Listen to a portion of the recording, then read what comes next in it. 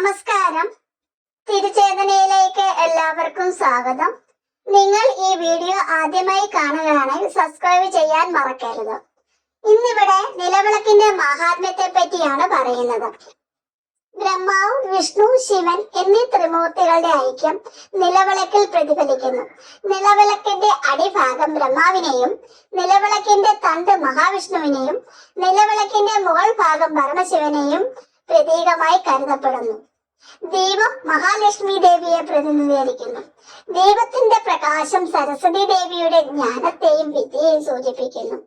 ദീപത്തിൽ ഉപയോഗിക്കുന്ന എണ്ണയും നെയ്യും മഹാവിഷ്ണുവിന്റെ സാന്നിധ്യത്തെ പ്രതീകമായി കരുതപ്പെടുന്നു.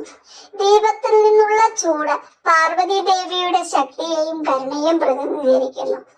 തിരി പരമശിവനെ പ്രതിനിധീകരിക്കുന്നു.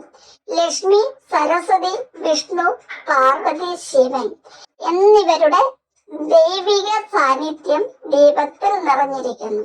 അതുകൊണ്ട് തന്നെ ദീപം തെളിയിക്കൽ പുണ്യകരമായ ഒരു ആചാരമായി കണക്കാക്കപ്പെടുന്നു.